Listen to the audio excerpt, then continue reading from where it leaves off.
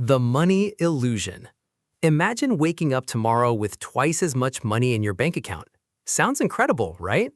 But as you walk down to your local coffee shop, a simple cup of iced latte that cost $5 yesterday is suddenly $10. Gas is double. Rent is double. Did your wealth actually double, or did the measuring tape just change? This exact illusion is happening on a massive scale across the global economy, and it centers around one of the most misunderstood numbers in human history, GDP. What is GDP really? To grasp what real GDP is, we first have to ask, what is GDP itself? Gross domestic product is essentially the grand receipt of an entire nation. It adds up the market value of every finished good and service produced within a country's borders over a specific period, whether that's a smartphone sold in California, a haircut in Texas, or a jet engine built in Ohio. It is the single ultimate metric that politicians brag about, markets trade on, and historians use to measure the power of nations. The nominal GDP trap. But here lies the dangerous trap. Standard GDP, what economists call nominal GDP, is measured using current market prices, and current prices lie. Let's look at a simple example. Imagine a small town that produces only pizza. In year one, the town bakes 1,000 pizzas priced at $10 each. Total GDP is $10,000. In year two, severe inflation hits. The town bakes the exact same 1,000 pizzas, but now sells them at $20 each. Nominal GDP leaps to $20,000. On paper, the economy doubled. But did anyone actually eat more pizza? No. The town is not richer, it's just more expensive. Enter real GDP. This is precisely why economists invented real GDP. Real GDP strips away the distorting fog of price changes and inflation. It answers one vital question. If prices had stayed completely frozen, how much actual physical goods and services did we produce? In our pizza town, real GDP adjusts for that price hike and shows that physical production grew by exactly zero. The base year magic. So, how do government agencies like the U.S. Bureau of Economic Analysis actually calculate real GDP? They use a technique called the base year method. Economists select a specific benchmark year, say 2017 or 2020, and freeze all prices at that year's baseline. Then they evaluate all products made in subsequent years using those fixed baseline prices. By keeping prices constant, any change in the final real GDP number reflects purely a change in quantity. More cars built, more medical treatments delivered, more software code written. The GDP Deflator. Behind this adjustment lies a critical statistical tool, the GDP Deflator.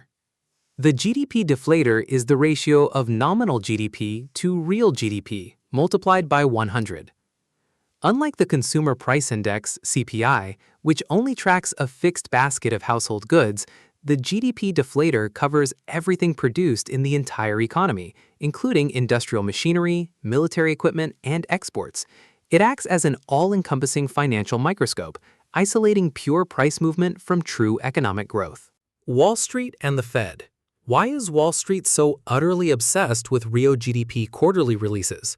Because nominal growth can fool corporate earnings, but real GDP dictates real purchasing power and employment capacity. When the Federal Reserve decides whether to raise or lower interest rates, they look at real GDP to see if the economy is overheating or stalling. If nominal GDP rises by 6%, but inflation is 7%, real GDP is actually negative 1%. That means the economy is quietly shrinking despite record dollar revenue figures. Phantom booms and stagflation.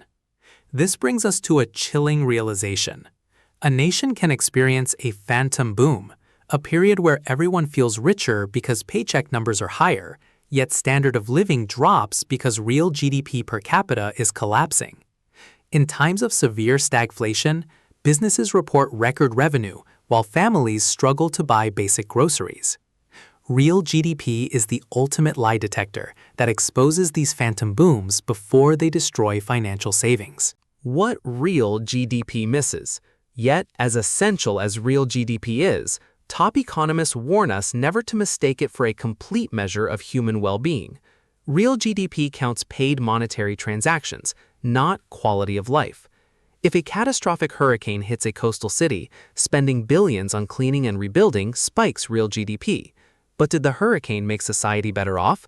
Absolutely not. Real GDP ignores environmental damage, unpaid household labor, income inequality, and mental health. It measures the engine's speed, not the destination. How to read news like an investor.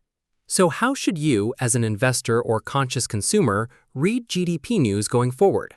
First, always ask, is this number real GDP or nominal GDP? Second, look at real GDP per capita, which divides total real output by population size, to see if individual prosperity is actually growing. Third, cross-reference real GDP with real wage growth and inflation rates. By doing this, you instantly elevate your financial literacy above 99% of the population. Outro and final takeaway. Money is a tool for trading human time and energy. When central banks print money, price tags adjust, but physical reality remains unchanged. Real GDP cuts through the noise and measures real human effort and productivity. If you enjoyed this deep dive into financial clarity, hit that like button, subscribe, and drop a comment below. Do you think our current economy is experiencing real growth or an inflation-fueled illusion? See you in the next episode.